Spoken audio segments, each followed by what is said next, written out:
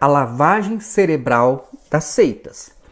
Toda a manipulação de pessoas no ambiente das seitas exige um trabalho na mente dos membros. Normalmente, este trabalho é conhecido como controle mental, como lavagem cerebral, como reforma de pensamento ou outros termos similares. Para que este processo ele seja realizado com sucesso, é melhor que a mente ela esteja vulnerável, porque isso facilita o trabalho e a substituição de valores, de convicções, de hábitos e de comportamentos.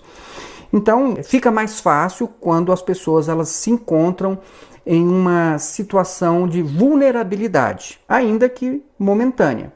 E isso acontece frequentemente com todas as pessoas, por exemplo, quando elas enfrentam algum problema grave de saúde, quando elas passam por alguma frustração profissional, estão sofrendo pela morte de um ente querido, estão passando por um problema financeiro ou estão sofrendo por causa de algum relacionamento familiar ou sentimental. Então, pessoas nesse estado, elas estão vulneráveis e mais facilmente elas podem ser capturadas por grupos sectários. Isso porque em determinadas situações de desespero da vida, o cérebro ele não perde tempo com muitas análises. O importante é fazer a dor e o infortúnio cessar o mais rápido possível.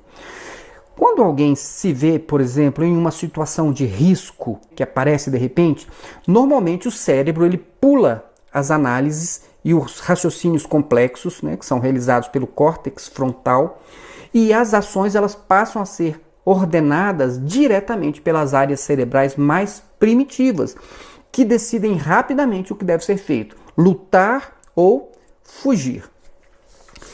E por isso, então, certas situações de sofrimento, elas permitem que as pessoas deixem de lado o raciocínio, a reflexão, e elas passam a aceitar sugestões de soluções imediatas, porque elas querem um rápido alívio da dor e do sofrimento.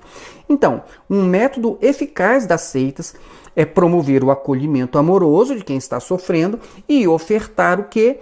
Uma mensagem de solução milagrosa, rápida para o sofrimento e para o alívio da dor. Normalmente, essas pessoas que estão sofrendo, elas aceitam bem esse acolhimento, porque isso é bom, e a partir daí elas se tornam receptivas a todo o ensinamento da seita. Mas mesmo pessoas saudáveis física e emocionalmente, elas também podem ser vitimadas pelas seitas, ou porque estão com um desejo de socializar, encontrou um grupo bacana, ou porque querem se aproximar de Deus, ter um relacionamento mais íntimo com Deus, e aí elas podem cair nas mãos destes líderes que, para poder deixar essas pessoas vulneráveis, também vão aplicar as técnicas para facilitar a mudança das convicções e dos comportamentos. As técnicas mais comuns de lavagem cerebral são as seguintes: a desumanização das pessoas, que é fazer com que as pessoas se sintam sem valor e indignas para receberem então os benefícios de Deus, elas são então servos inúteis. E aí, com este sentimento, até mesmo facilita, porque elas se tornam insensíveis, e quando elas veem alguém sendo explorado, quando elas veem alguém sendo descartado, ela acha que é uma coisa normal, porque as pessoas não têm realmente o mesmo valor e talvez aquilo seja até mesmo necessário. A segunda técnica é a privação do sono, para deixar a pessoa estressada, fragilizada, sonolenta, e, consequentemente, fragilizada, ela vai estar mais aberta aos comandos da liderança das seitas e também dessas estratégias que eles vão aplicar. Porque a pessoa ela está muito cansada e assim ela não quer gastar muita energia lendo, pensando, estudando, formulando suas próprias estratégias de vida. Terceira técnica, excesso de atividades, como parte de um programa intenso, de palestras, reuniões, celebrações, ensaios de músicas, de instrumentos, tarefas evangelísticas, tarefas de limpeza, tarefas de conservação dos locais de reunião, dos locais de seminário, voluntariado para prestar serviços nos seminários, como trabalhar na segurança, trabalhar na limpeza, trabalhar na cozinha, trabalhar na hospedagem. Então, e assim por diante. Dessa forma, a pessoa ela fica imersa em uma rotina intensa e E geralmente ela tem pouco tempo de sono e ela fica tão cansada que ela não tem tempo para pensar naquilo que está acontecendo. Quarta técnica, confusão sensorial, que é promovida pela introjeção intensa e generalizada de conceitos vagos, difíceis tanto de definir como de contestar. São feitas diversas associações de palavras vagas com conceitos objetivos e fortes. Por exemplo, a palavra religião, ela pode ser associada ao mal, a qualquer grupo de pessoas que apresente teorias diferentes das ensinadas pela seita. Então, basta falar a palavra religião e referindo-se a um grupo qualquer e todos vão entender como algo negativo, como algo mal, que deve ser evitado.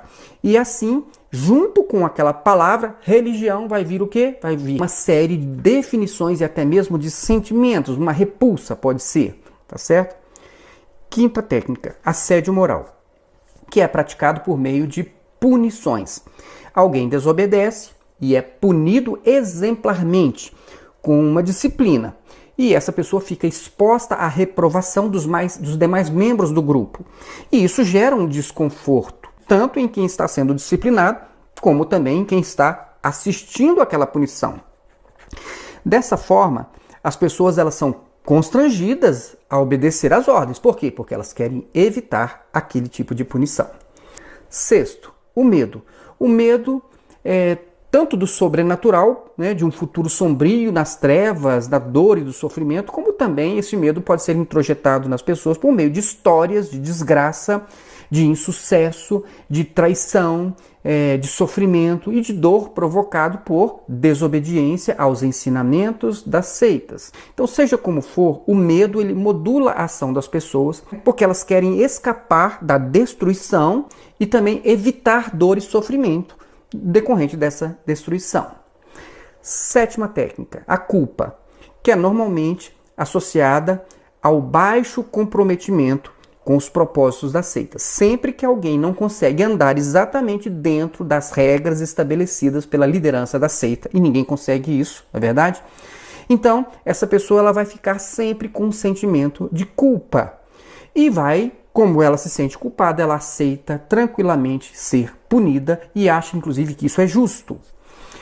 Oitava técnica, pressão dos grupos sociais, que é uma forma de promover o efeito manada. Todos estão andando em um sentido, então você não pode ficar de fora. Você tem que acompanhar o grupo. Você, mesmo que você não saiba exatamente para onde eles estão indo ou que você tenha percebido que tem alguma coisa errada, mas você acaba seguindo e seguindo, junto com as pessoas. Se todos estão indo nessa direção, eu também tenho de manter a mesma marcha, o mesmo ritmo e a mesma direção. Porque se eu diminuir o ritmo, eu vou ser empurrado. Se eu parar, eu vou ser pisoteado. E se eu sair do grupo, eu vou ficar sozinho e eu vou morrer isolado. Pense nisso.